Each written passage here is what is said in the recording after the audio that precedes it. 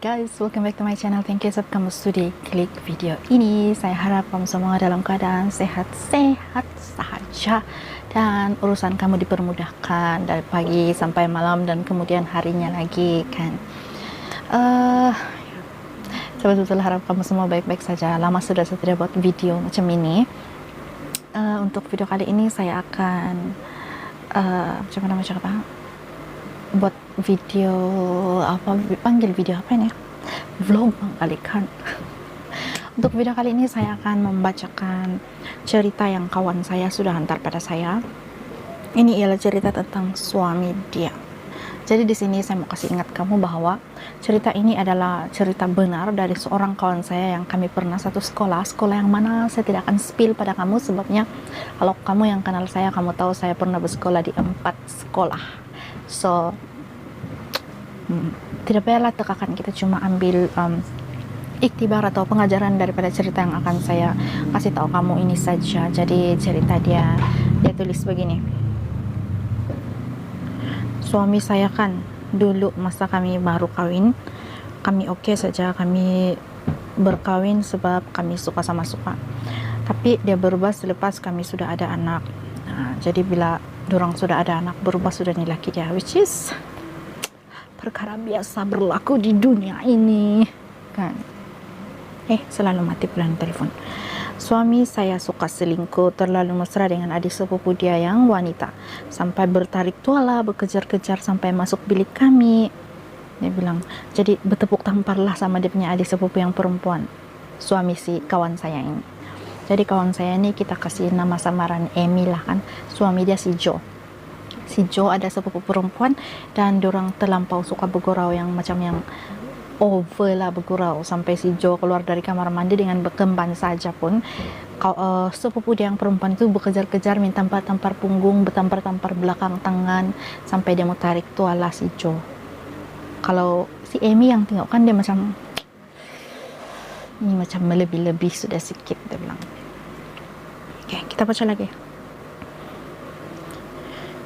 Suami pernah curang depan keluarga dia, malam-malam pergi night club ditemani bapaknya dan perempuan lain. Masa saya hamil, saya tetap berusaha menafkahi keluarga. Suami pernah curang bersama cikgu juga, seorang cikgu yang ada di daerah lain. Suami sanggup minta-minta saya duit untuk beli minyak kereta. Konon katanya ada hal di daerah E. Sekalinya pergi bermalam di daerah E bersama cikgu selingkuhannya. Ibu dan bapak suami saya turut sentiasa backup anak mereka, sedangkan bukti video kecurangan dan hubungan intim anak mereka bersama wanita lain juga ada. Tidak cukup begitu, suami saya ini juga seorang yang mudah naik angin. Bila saya tanya atau minta penjelasan tentang sikap dia akan memukul saya, bahkan pernah dipukul menggunakan tali pinggang, juga batang pipe. Lain dari itu, hose pipe pun saya pernah kena. Hanya karena saya inginkan penjelasan dan juga bertanya kenapa dia berbuat begitu, saya malah dipukuli oleh suami. Dan akhirnya bisnis keluarga suami melingkup. Suami tak kerja dan hanya sayalah yang menjadi tulang belakang bagi keluarga saya sekarang. Anak-anak juga menjadi saksi bagi betapa teruknya perangai suami saya. Namun sekarang suami saya telah berubah dan saya juga berusaha untuk memaafkan suami saya. Untuk pengetahuan kamu, ramai orang yang menjadi penyemangat saya. Saya juga tidak pernah menceritakan hal ini kepada keluarga saya sendiri. Saya dan suami berusaha untuk hidup dengan damai sekarang, walaupun ada ketika saya merasa sakit hati mengingat perbuatannya yang lalu. Tapi menurut kawan saya ini, sekarang dia bekerja sudah. Yang dia tidak suka dari suami dia ialah suami dia ini suka macam marah kalau dia pakai cantik atau dia pakai yang ketat sikit. Dia bilang, kau mau pergi kerja kah? Kau pergi minta puji, pergi cari lelaki lain, dia bilang.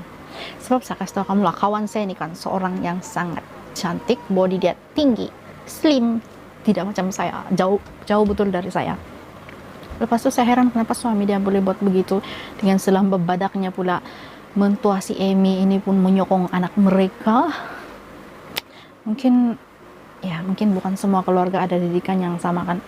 Pengajaran yang saya dapat dari cerita ini ialah mungkin manusia itu tidak sempurna, memang manusia itu tidak sempurna, dan kita sentiasa berusaha untuk berbaiklah kita pasangan suami istri berusaha untuk tidak bercerai atau berpisah demi anak-anak. Sebabnya kan tiada perceraian yang tidak menyakiti hati anak-anak.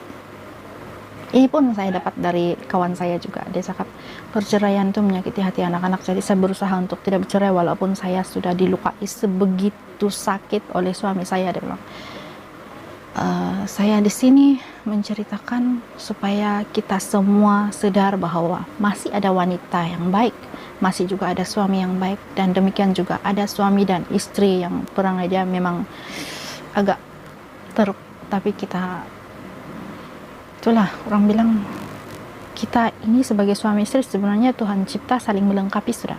Ada yang kurang di sini, ada yang kurang di situ, tapi yang satu lebih ini, satu lebih ini, jadi ada baiknya kita pergunakan kelebihan itu dan kita kasih lupa yang hal-hal yang menyakiti hati kita.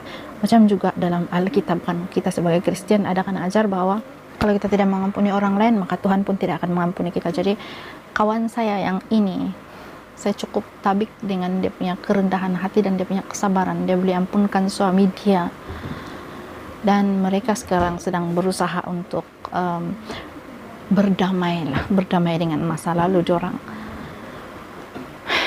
Kalau saya mungkin saya tidak sesabar dia. Ya, jujur saja saya tidak sesabar itu kalau saya.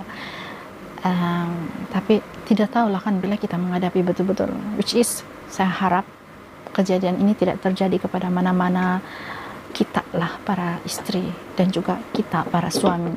Cerita kedua,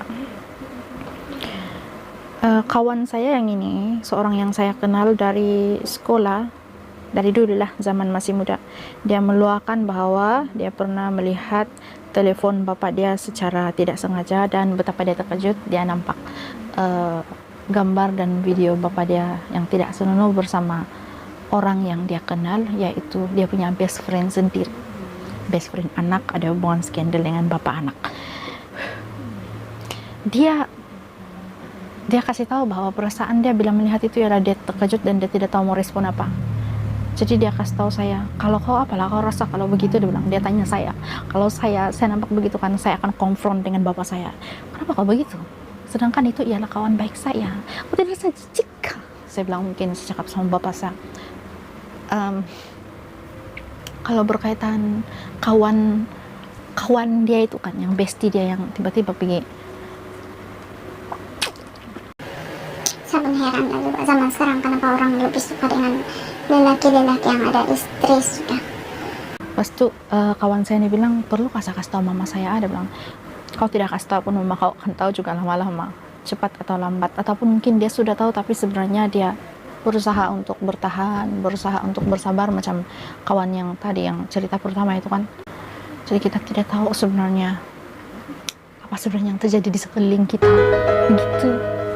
Itu saja saya punya video untuk kali ini. Saya harap kamu kasih tinggal komen kamu di bawah, apa sajalah komen kamu tentang dua cerita ini. Apapun, saya harap kita semua menjadi orang yang lebih baik daripada yang kemarin, daripada yang semalam.